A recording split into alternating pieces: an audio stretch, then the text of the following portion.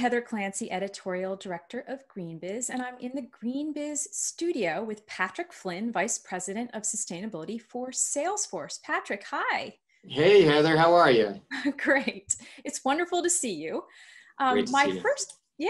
My first question for you today is, how has the COVID crisis reshaped Salesforce's strategy and in particular its climate commitments? I'm especially interested in the possibilities you're seeing as a result of this really rapid digital technology adoption that we're seeing.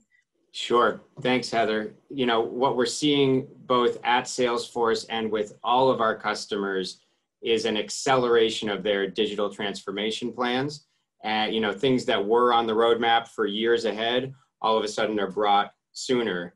And it's really cool to see that sustainability is part of that acceleration as well. And it has stayed a relevant part of the business transformation conversation throughout companies defining their next chapter. You know, and give you an example of a couple of things that have changed here on the Salesforce sustainability team side. A couple of new chapters for us are starting to emerge.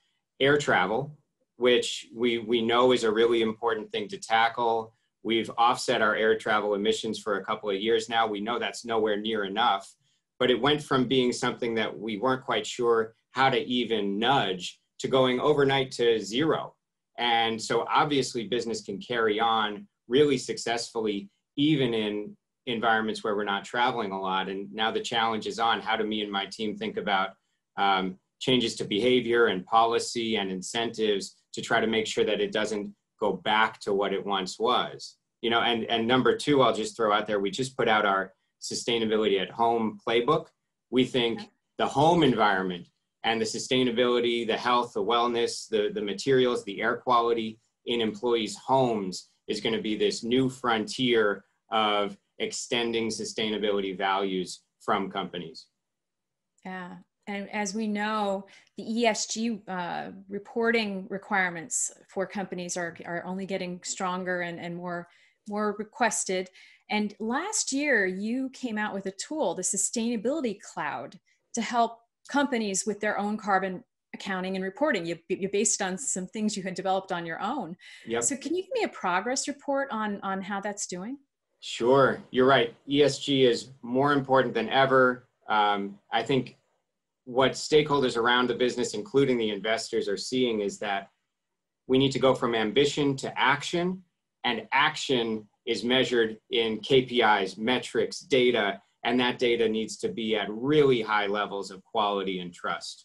You're right. A few years ago, we set out to make sure our environmental metrics are at the same level of quality as our financial metrics as a business. And that put us on this journey of developing what would become Sustainability Cloud.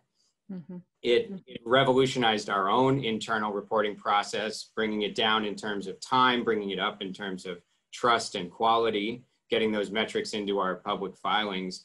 And we're seeing the same happening for customers now. It became generally available earlier this year.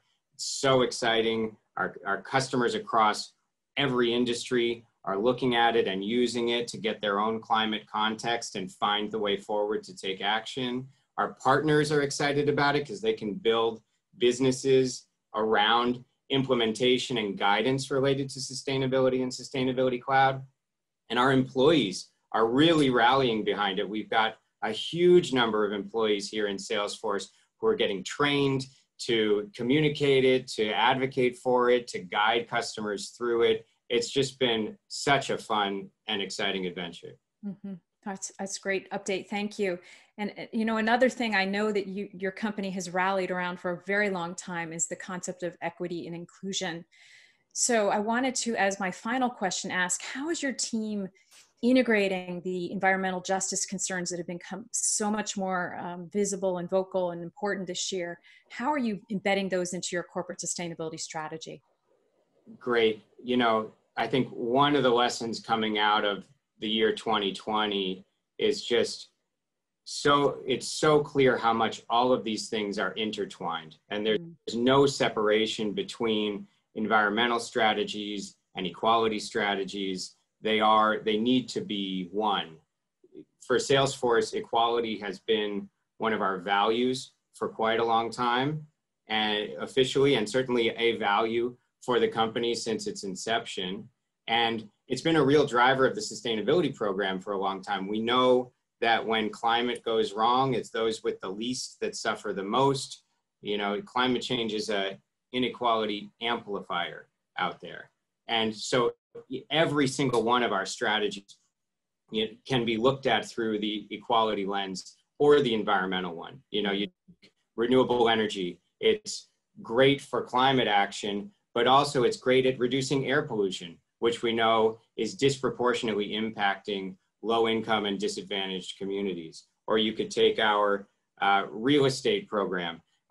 You know, we put the Blackwater recycling system into Salesforce Tower as a way to make sure that we were being water responsible, not just for us, but because the water we would have used could have gone to a farmer in the Central Valley.